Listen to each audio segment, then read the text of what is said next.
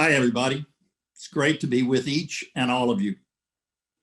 I would like to begin by thanking tax analysts for honoring me this evening. I also wish to thank my partners at Miller & Chevalier for their generosity in helping to make this evening possible for me. I thank Dave, Kara, Beth, Kevin, everyone else for their kind remarks. I've had the great good fortune to be blessed with so many good friends during my career. The last 30 years of my tax practice as IRS commissioner in the 1980s, in private practice since the 1990s, and most recently as a member of the board of directors of Tax Analysts have been particularly rewarding time for me. Tonight, however, I would like to take you back to an earlier time. Almost 50 years ago, I came to Washington, D.C. for my first stint in the National Office of the Internal Revenue Service. It was a heady time. I initially served as a deputy chief counsel in the chief counsel's office. When the chief counsel left, Treasury Secretary George Shultz, the late George Shultz, appointed me to serve as acting chief counsel. My first day on the job, my secretary appeared at my doorway and announced, "Attorney General John Mitchell is on the line 1 for you." I pushed line 1 and meekly said, "Hello?"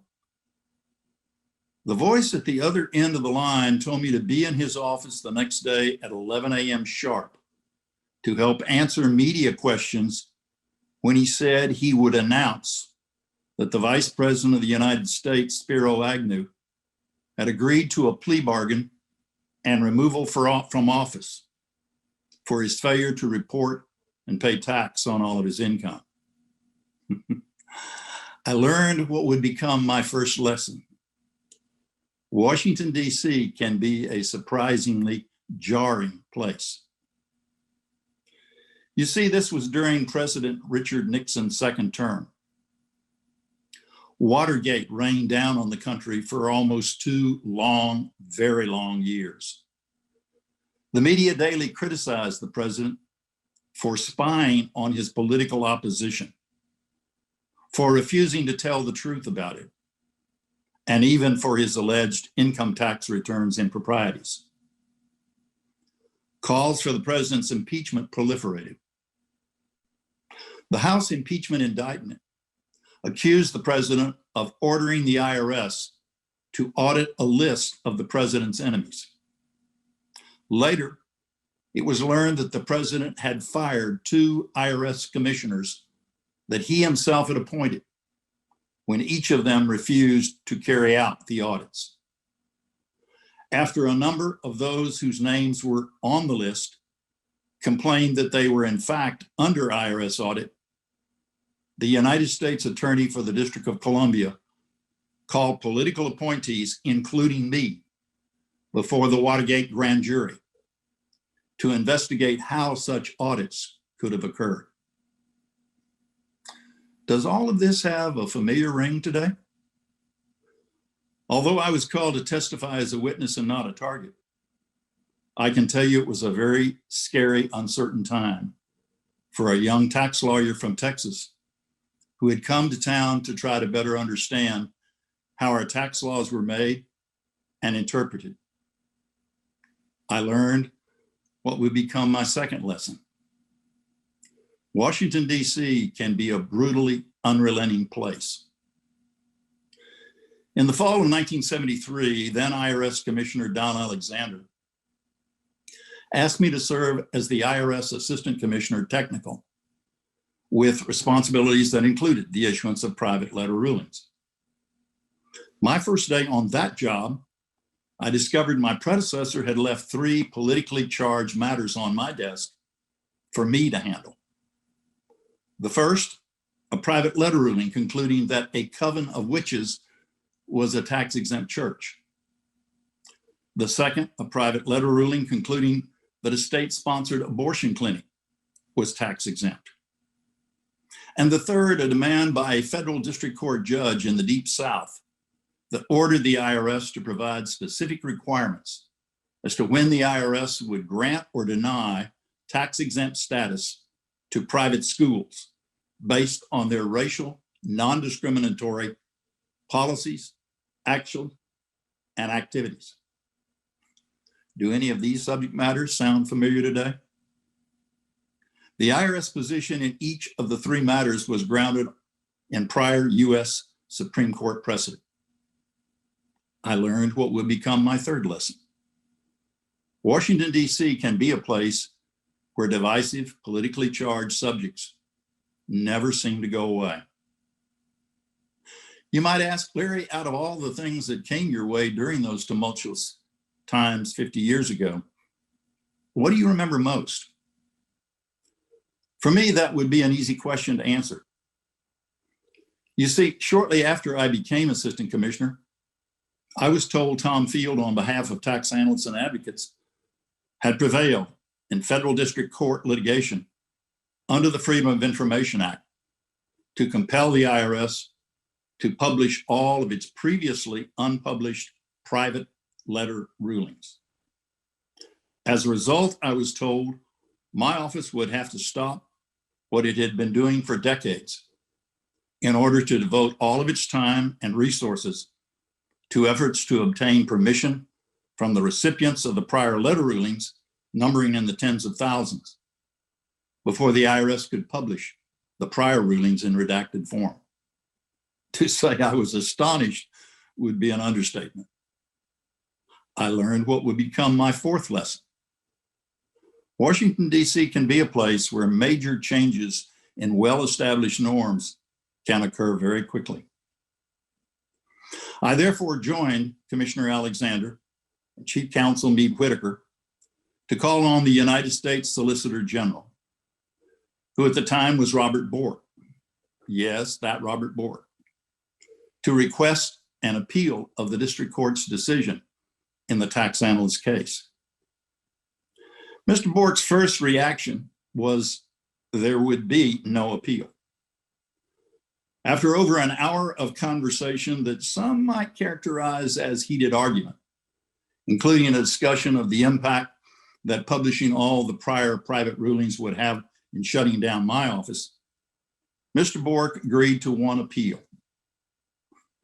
And then, in words I can still recall almost verbatim, he said, "But when we lose, and we will lose, Mr. Gibbs, your office will do whatever you have to do to publish all those prior rulings." He was right.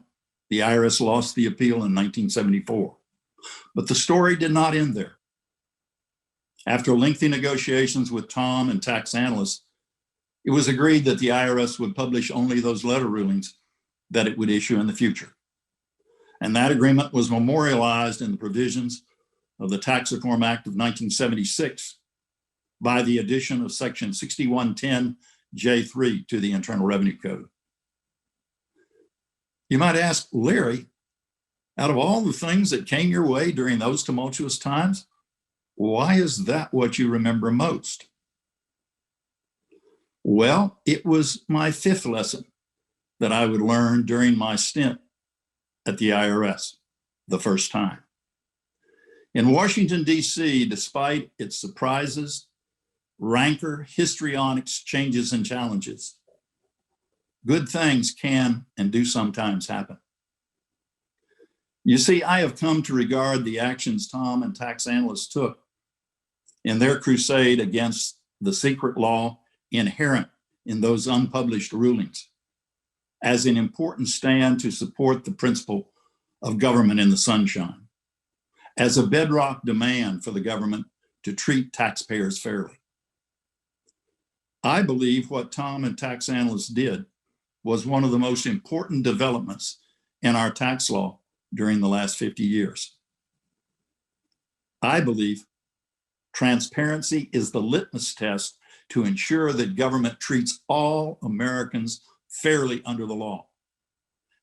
And I believe our revenue system, as an institution of government, is better for it. In supporting the need for transparency in government, I believe town and tax analysts became thought leaders in the federal tax area. Based on my own experience in government and private practice, and as a recently retired member of the board of directors of Tax Analysts, I believe Tax Analysts today remains a recognized thought leader in the tax area. Because of the many challenges facing our country today, I believe we need thought leaders who will find good solutions to the seemingly intractable issues that divide us all, so that by finding solutions, we can reinforce the integrity and dependability of our institutions of government to enable them to continue to withstand the tests of time and change. We need thought leaders in our private as well as our public sectors. Thought leaders who will not only demand more and better from our government officials and hold our officials accountable, but also we need thought leaders who will provide new and better ideas to assist our officials at the federal, state, local, and even international levels, whether they are elected, appointed, or employed, to better enable them to conduct themselves more wisely, lawfully, fairly, effectively, and efficiently. The importance of thoughtful, critical analysis across a wide spectrum of tax issues and areas has become the hallmark of Tax Analysts. At its board level, among its executives, columnists, reporters, and other personnel, in its many outreach programs, and through the forum it provides to those who wish to offer articles, letters, and ideas to improve our tax policy and tax administration functions. Tax Analysts demands, supports, and encourages the free flow of dialogue to improve tax systems in the United States and around the world. By doing so, Tax Analysts has become a force for good in the tax area today, just as it was 50 years ago. That is the reason Tax Analysts is one of the publications I still read and support. That is the reason I am proud to have played a small part in serving Tax Analysts on its board of directors. And that is the reason, 50 years later, I am proud to be part of the program tonight to honor and celebrate Tax Analysts on its 50th anniversary.